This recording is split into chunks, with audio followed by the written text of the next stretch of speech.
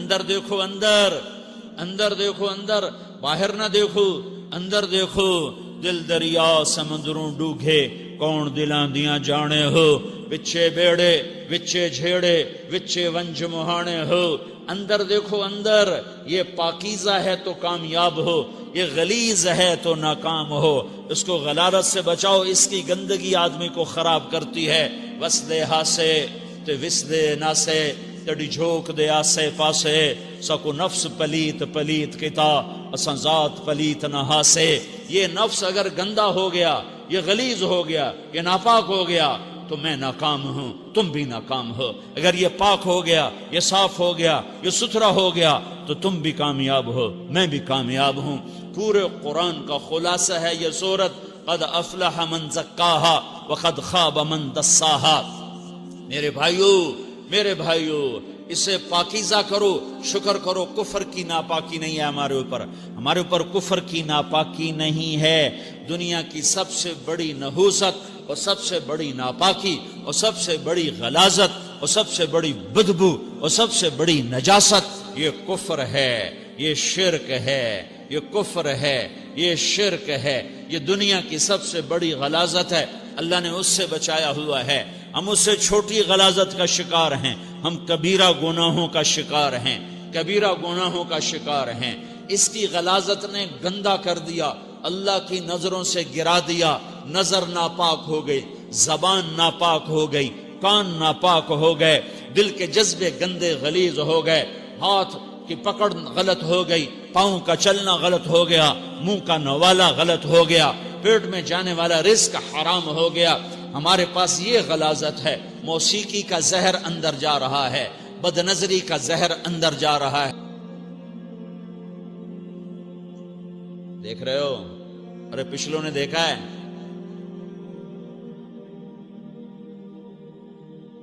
میں نے کیا کیا ہوا ہے؟ زبان کو پکڑا ہوا ہے۔ ہر مسلمان پہ صدقہ واجب ہے۔ یا رسول اللہ علم یستطع، نہ ہو پیسہ تو کیا کرے؟ تو سنو اپنے نبی کی بات، یعمل بیدیہ، یعمل بیدیہ وینفق علی نفسہ ویتصدق۔ تو اسے چاہیے کہ وہ بازار میں جا کے مزدوری کرے، وہ کھیت میں جا کے مزدوری کرے، وہ منڈی میں جا کے مزدوری کرے اور مزدوری سے پیسے کمائے، کچھ اللہ کے نام پہ صدقہ کرے اور کچھ اپنے اوپر خرچ کرے۔ خرچ کرنا اتنا ضروری ہے۔ یہ بدنی عبادت کے ساتھ مالی عبادت ہے جس سے نفس پاکیزہ ہوتا ہے۔ اگر نہیں ہے تیرے پاس تو خرچ، تو مزدوری کر، مزدوری سے مال بنا، کچھ اپنے اوپر خرچ کر، کچھ غریبوں پر، کچھ اپنے جیسے اور غریبوں پر خرچ کر، اپنی عبادت بناؤ۔ دوسری چیز ہے جس سے تمہارا میرا نفس پاک ہوگا، وہ اخلاق ہیں، وہ اخلاق ہیں، وہ اخلاق ہیں۔ اور اخلاق 90% زبان کے میٹھے بول کا نام ہے۔ 90% اخلاق زبان کے میٹھے بول کا نام ہے، زبان کے میٹھے بول کا نام ہے، زبان کے میٹھے بول کا نام ہے۔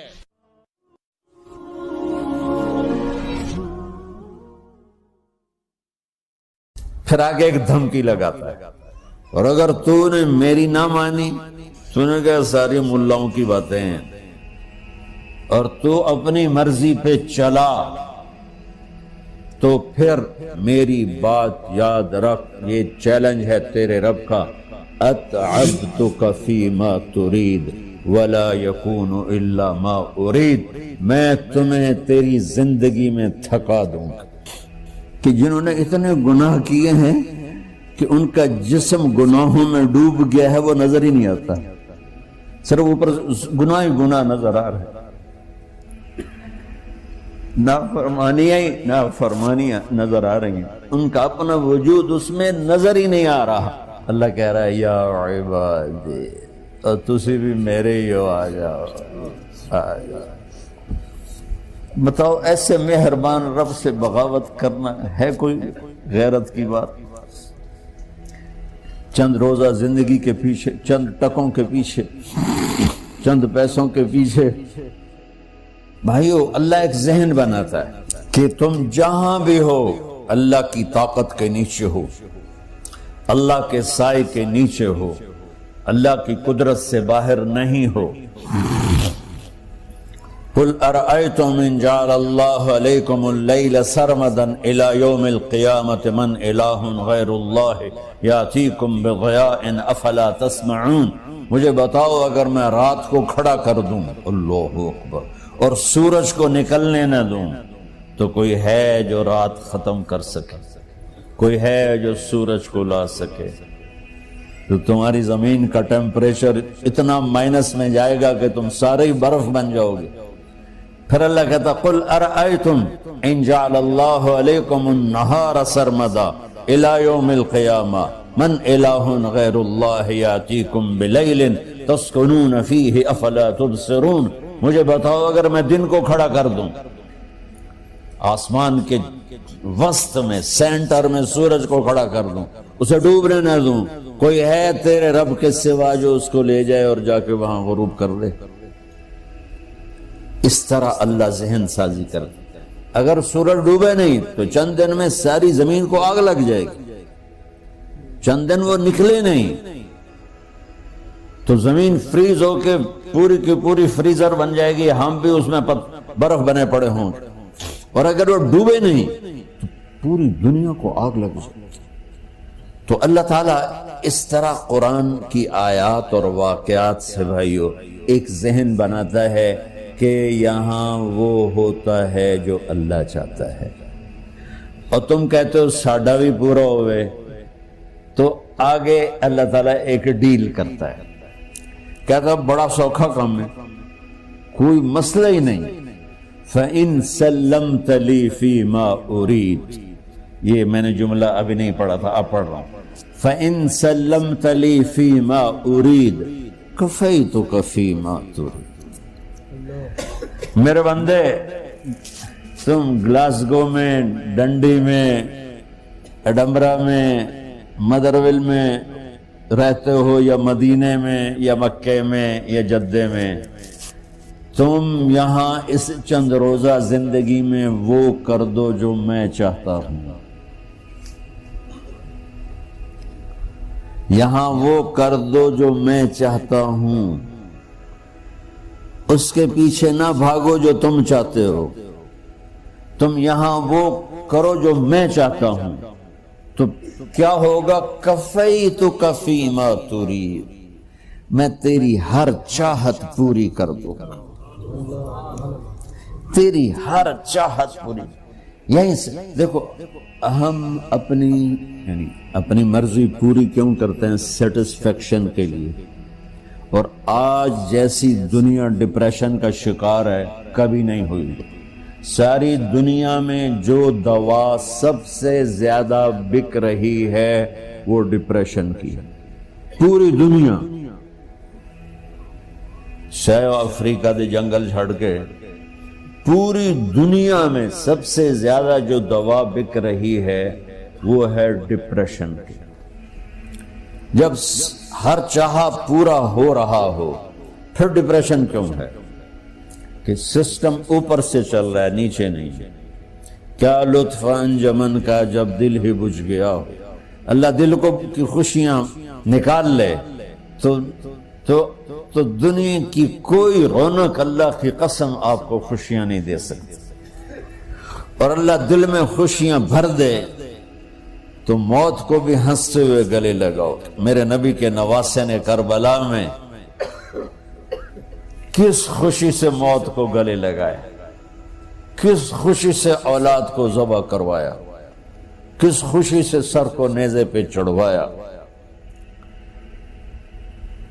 تو اللہ تعالی ہم سے ایک ڈیل کرتا ہے. فَإِن سَلَّمْتَ لِي فِي مَا أُرِيدُ، چند دن ہیں زندگی کی، اس میں وہ کر دو جو تیرا رب کہہ رہا ہے.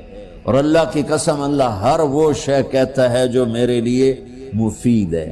اور اللہ کی قسم، اللہ ہر اس شے سے روکتا ہے جو میرے لیے نقصان دہ ہے.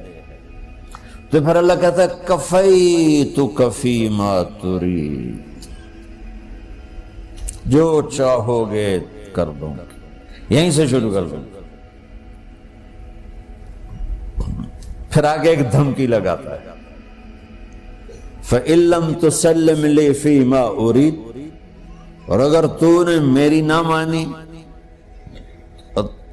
تو نے کہا ساری ملاؤں کی باتیں ہیں اور تو اپنی مرضی پہ چلا تو پھر میری بات یاد رکھ، یہ چیلنج ہے تیرے رب کا، اتعبتک فیما ترید ولا یکون الا ما ارید، میں تمہیں تیری زندگی میں تھکا دوں گا،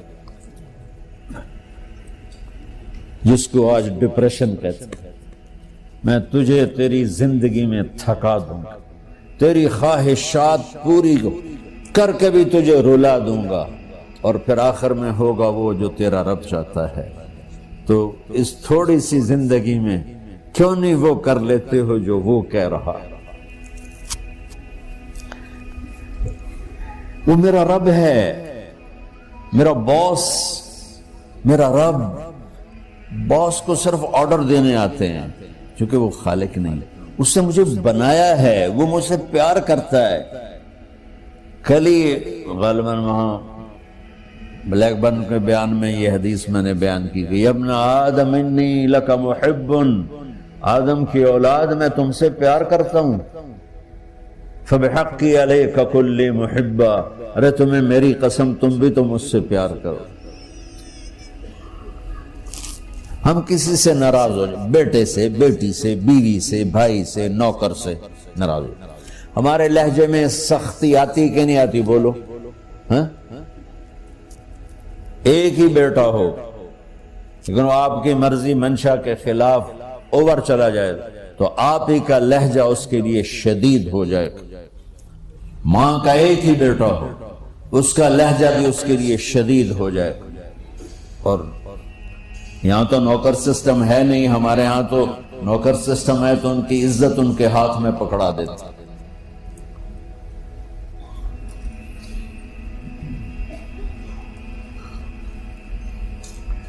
اللہ ہمارے ساتھ کیسے بات کرتا ہے؟ کس سے؟ نافرمانوں سے۔ جس آدمی کے پاس پاور ہے اور اس کے نیچے کچھ لوگ ہیں، جب اسے اپنے لوگوں میں کمی نظر آئے گی اور غلط کام کرتا دیکھیں گے، وہ ضرور روڈ ہو جائیں گے۔ ایک ہی کہتا 100 باری سمجھایا پھر انہیں کرن بہ جان دو، شرم کرو، کچھ مفتی روٹیاں کھان دو، مفتی تنخواہ لین دو۔ یہ پوری دنیا میں یہی ہو رہا ہے۔ تھوڑے سے میں نے پنجابی لہجہ اختیار کر دیا، یہاں تھوڑا سا انگریزی میں مہذب طریقے سے ڈانٹ ڈپٹ ہو جاتی ہوگی، لیکن یہ نیچر ہے۔ میں قربان جاؤں، یہ سارا قرآن بھرا پڑا ہے، صرف ایک آیت آپ کو بتاتا ہوں۔ کیا اس کے بعد حق بنتا ہے کہ ہم اس کی نافرمانی کریں؟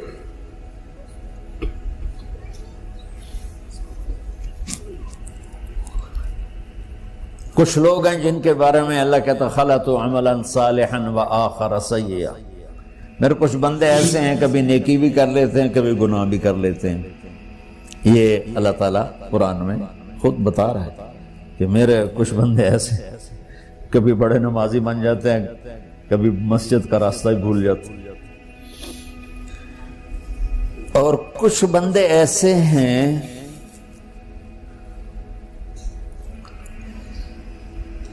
جنہوں نے جب سے آنکھ کھولی ہے اس دن سے لے کر آج تک ایک کام اللہ کو راضی کرنے والا نہیں کیا۔ ایسوں سے بھی دنیا بھری پڑی ہے، اور ایک بہت بڑا دنیا کا طبقہ ہے جو اللہ کو جانتا ہی نہیں ہے، جانتا ہے تو غلط طریقے سے جانتا ہے، اور ایک بہت بڑا طبقہ ہے جو اللہ کو مانتا ہی نہیں کہ ہے ہی کوئی نہیں، ایتھیسٹ ہوں میں ایتھیسٹ ہوں۔ تو میرے بھائیوں، میں اللہ کی قسم کھا کے کہہ رہا ہوں کہ کس محبت سے اللہ نے ان لوگوں کو پکارا ہے، کاش میں آپ کو اس کی وضاحت کر سکوں۔ یا عبادی الذین اسرفوا علی انفسہم،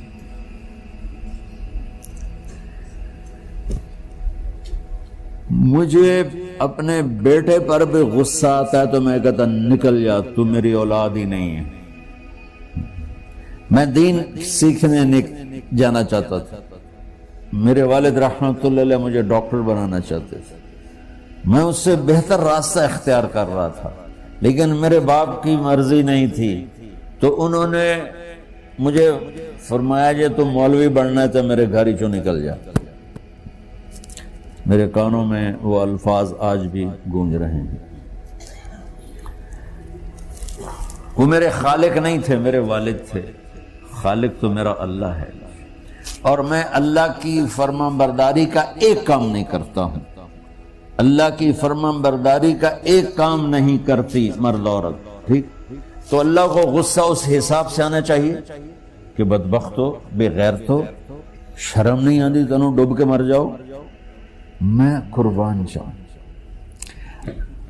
اللہ کہتا ہے یا عبادی، او میرے بندو۔ یہ پتہ کن کو کہہ رہا ہے؟ جو تبلیغ کرتے ہیں، جو علم پڑھتے ہیں، جو یہ بچے کی طرح مصلی پہ نماز پڑھاتے ہیں، جو میری طرح ممبر پہ بیٹھ کے دین بیان کرتے ہیں، جو راتوں کو اٹھ کے تہجد پڑھتے ہیں۔ میرے بندو،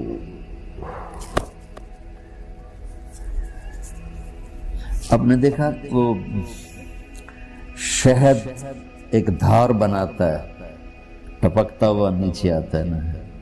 اللہ کی قسم اس آیت سے اللہ کی محبت کا شہد یوں نکلتا نظر آتا ہے۔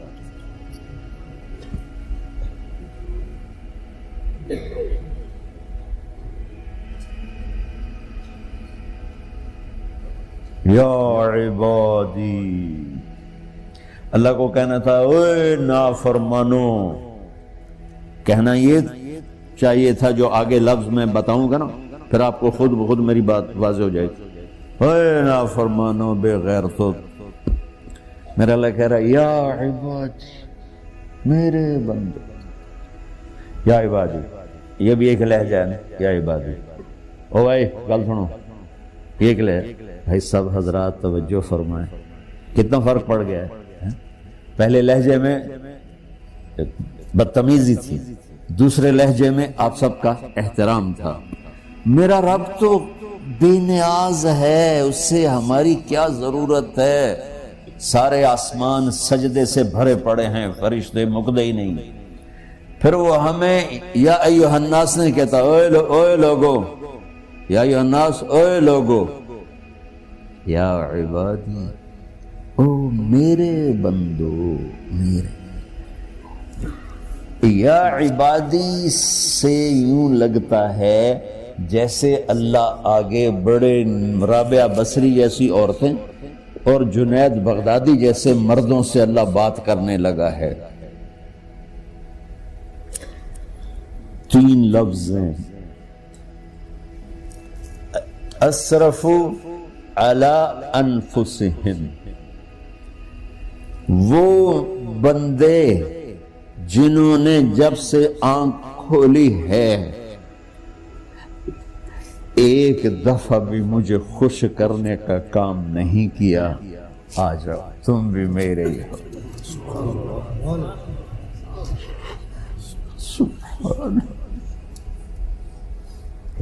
اللہ نے ایسے باہیں پھیلا دی اپنی رحمت کی۔ یا عباد، تقوی والے نہیں کہا،